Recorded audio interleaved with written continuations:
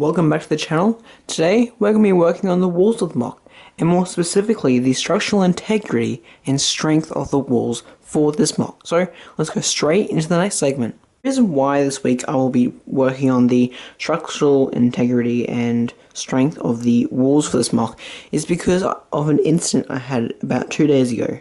So I was working on the mock, right, and I was working on these pillars. As you can see here, I've finished the sort of back ends of all the pillars on these, so each and every single one of these has these black runs up on the back, so pretty much just making them stronger.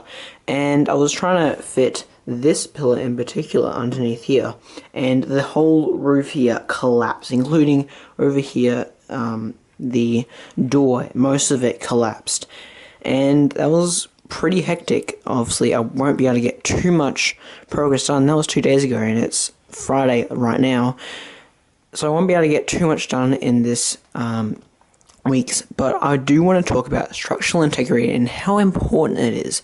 So now that I've done that, I'm reflected and I come up with something I want to tell you. So if you guys have a mock, especially a larger one that has walls like this that are massive, you want to, firstly, before you even think about putting the roof on, you want to make sure you have all your main supports up. You may not want to have the decorative wall stuff up, but at least have these walls. So these walls are 3 studs wide, so they're strong enough to hold up, and these ones here, even though they're just 2x2s, they're still pretty strong. So these main columns, got 3 of them complete. They're pretty strong, and they're holding up most of the weight of the roof here. So at least get those up. If that isn't enough to support your roof, then you probably shouldn't be building anything too much on the roof. So obviously, as you can see, all I've got on my roof is structural stuff underneath, and then the plates on top, along with a couple of these 1x2 grill tiles. So yeah, if you have your walls complete, that is when you want to start working on, or if you want to, you can work on the top layer or the roof. So if you guys want to have a mock with multiple stories and you got walls that are massive like this, so these walls here are over 30 studs high and 80 studs wide, so it's a pretty big wall. You do want to make sure the walls are strong enough, firstly, to support whatever you're building on top of it. Even if what you're building on top of it right now isn't what you want whatever you got on top, you want to make sure it's light enough that it'll be able to support these, and you don't want to overload your pillars, because as you saw before, I was trying to put these on top here, and this was bowing down a bit, and it was a bit too much for the pillar here, and I was trying to push it down, trying to make sure it was all strong, and these pillars here weren't hold, and this one in particular fell apart mostly because it isn't done. As you can see, there's plates missing here and here. So yeah, let's go into the next segment and get some more progress done. So yeah, let's go. Okay, so I finally made a bit more progress. Hopefully this isn't a lot of progress, but it is understandably very late at night. It's about midnight right now. So what I've done is I've made 3 more of these sort of wood, I don't know what it's called, the squares that have been pushed on the sides, but rectangles have been pushed on the sides. So I've made 3 more of those. Those are for the sort of tracks along the sides. As you can see, I've got one that's fully complete. I've got the parts to make the ends of this, because obviously this is not, the end slopes aren't held in by anything, they're just friction.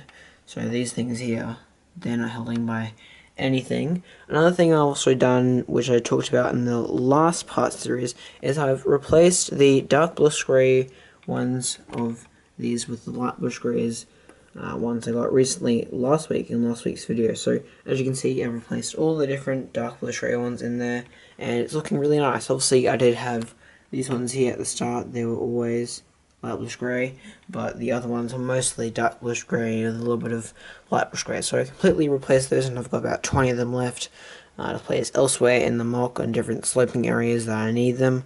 So yeah, I'm probably going to head to bed right now. I just watched The Mandalorian Season 2, Chapter 2. Personally, I think it was very scary. If you don't want to listen to spoilers, stop now, but it was very scary. The spiders, and that was just crazy. One thing that did put me off was the frog thing. I couldn't understand a word they were saying.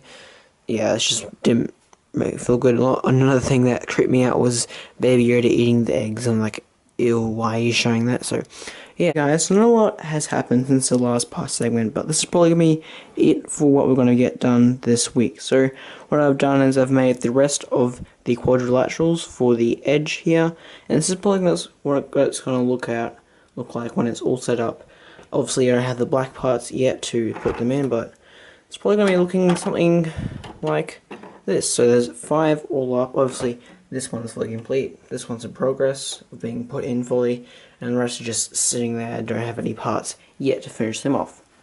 But what I want to talk to you guys, and this links into the sort of scaffolding part I talked about at the start of the video, is when you're building something that's this large or even larger, it helps to have different colored scaffolding parts. So, for instance, in this mock, my mock, I have blue pieces here, mostly blue trans pieces, to hold up the segments that are up, but they are not being supported by another point, well, the point they're supposed to be supported by because it's not built. So over here near the entrance door, I've got one of these pillars, and then over here I've got another one near the bridge. So these things help a lot with ensuring that your mock is sturdy enough so you can move around comfortably and you won't risk slightly tapping something that isn't being supported fully. So these things are very handy. Obviously they don't look the best when you're taking a picture of them, but it helps just to make sure that things don't fall apart. So yeah, it's better to be safe than sorry trying to make your mock look good. But